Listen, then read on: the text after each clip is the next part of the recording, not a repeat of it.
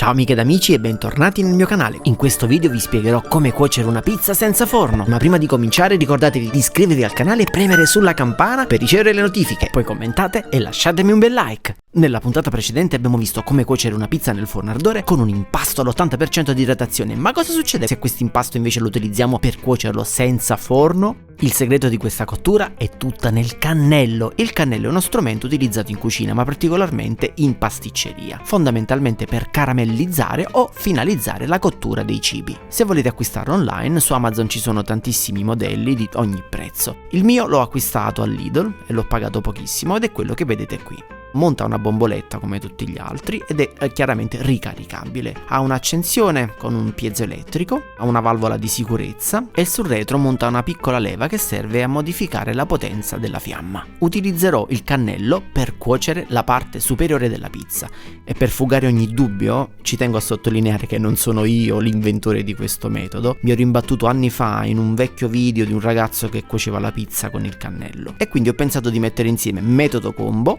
e metodo del cannello. Vediamo che cosa succede. Il panetto che sto stendendo con molta delicatezza fa parte dell'impasto con l'80% di idratazione relativo al video della settimana scorsa.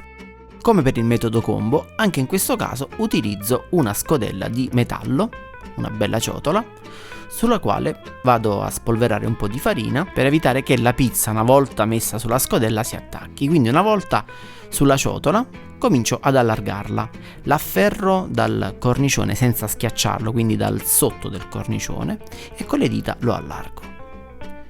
Afferro la pizza come faccio normalmente per il metodo combo, dopodiché la porto sulla padella. La padella è stata preriscaldata 5-10 minuti, dipende chiaramente dal tipo di padella. La mia è abbastanza spessa e quindi per arrivare in temperatura su una fiamma media impiega circa 10 minuti. Ovviamente vi consiglio di utilizzare sempre un termometro laser per misurare la temperatura della padella, perché oltre i 260-270 gradi il teflon comincia a diventare un pochettino pericoloso. Diciamo che 300 gradi è il limite della pericolosità. Allora, ho messo il pomodoro quasi subito, quindi c'è una piccola differenza rispetto al metodo combo dove il pomodoro andava messo dopo circa un minuto di cottura. Qui va messo quasi subito per far sì che la pizza rimanga morbida. Una volta aggiunto il pomodoro è l'ora di passare alla mozzarella. Rispetto al metodo combo, qui la mozzarella la spezzo con le mani, quindi non metto le listarelle. Prendo delle listarelle ovviamente, ma man mano che le aggiungo alla pizza le rompo tra le dita. Questo permetterà alla mozzarella di cuocere prima quando utilizzeremo il cannello. Aggiungo il basilico, in questo caso ho preferito aggiungerlo in cottura, anche perché il cannello è sì potente ma non è potente quanto un forno, quindi non distrugge il basilico. Aggiungo il mix di parmigiano e pecorino, previsto da tutti i disciplinari di pizza napoletana, quindi non commentate dicendo che non è permesso, per favore. E proseguo la cottura. Ho aumentato un pochino la fiamma perché ho visto che il sotto era ancora bianco, ma comunque aveva già una sua consistenza. Ed ora è arrivato il momento degli effetti speciali, i fuochi d'artificio. Signore e signore, ecco a voi il cannello. Lo accendo, vedete la fiamma, si vede appena perché è abbastanza trasparente.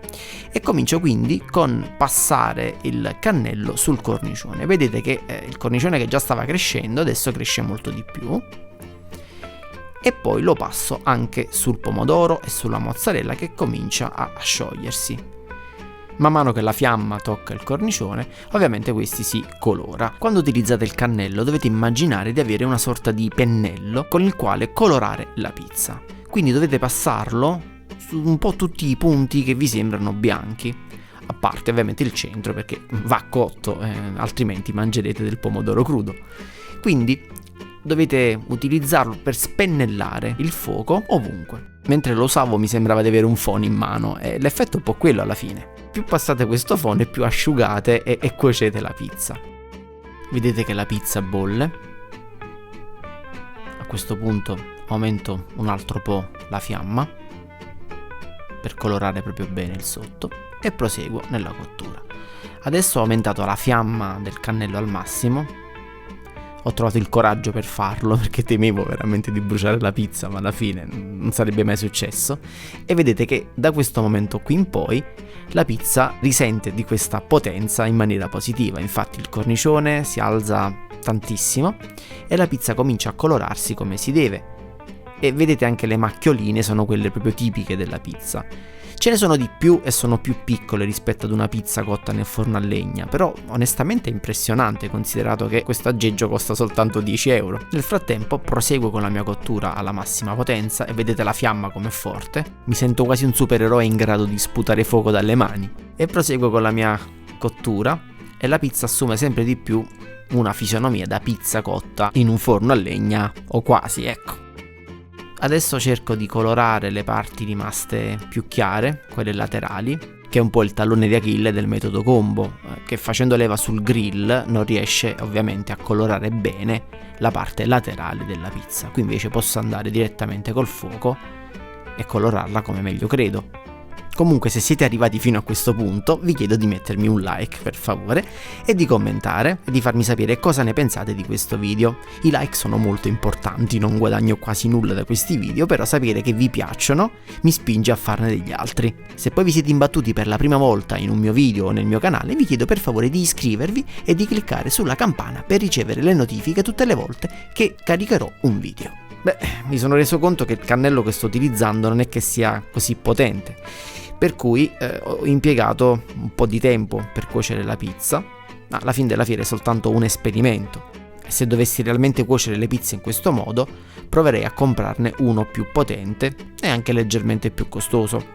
Che ci crediate o no, la pizza è pronta ed è arrivato il momento di analizzarla in ogni suo singolo dettaglio. La pizza si presenta con un colpo d'occhio magnifico, sembra davvero una pizza cotta in un forno a legna o un forno a gas tipo Ardore Rockbox. La differenza sta tutta nella quantità e nella qualità del morbillo, cioè di quei puntini neri sul cornicione. Però il colpo d'occhio rimane comunque davvero impressionante. Onestamente non credevo in un risultato del genere. Sono soddisfatto del risultato, ma non al punto di vendermi il Rockbox, l'Ardore e il Pizza Party per utilizzare un cannello da 10 euro. Però nel caso in cui non possediate alcun forno di quelli citati, potrebbe essere un'ottima alternativa. Siamo arrivati al leggendario momento del taglio. Vediamo come si presenta il cornicione e la sua alveolatura. Già dal modo in cui le forbici affondano nel cornicione mi fa capire che il risultato è davvero eccellente. Quindi pizza morbida, alveolatura perfetta nonostante una cottura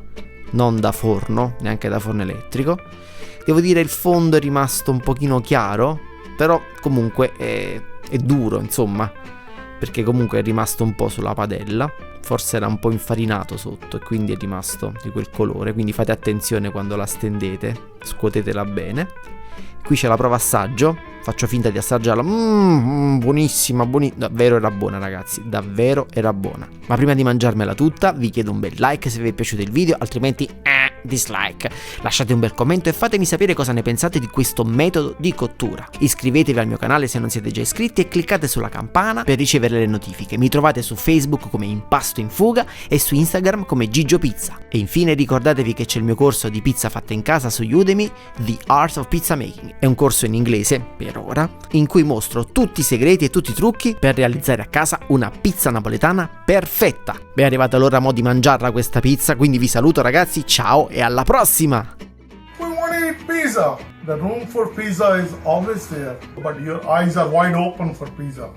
Ehi, dove andate? Stavo scherzando. Allora, mettete un like per farmi fare altri video, mi lasciate un bel commento, vi iscrivete al mio canale e cliccate sulla campana per le notifiche. Poi vi iscrivete al mio corso di pizza su Udemy, il link lo trovate nella descrizione, è in inglese. Poi mi seguite su Instagram come Gigio Pizza, su Facebook come Impasto in Fuga e qualunque pizza pubblichiate ricordate di usare l'hashtag Gigio Pizza. Ciao e alla prossima!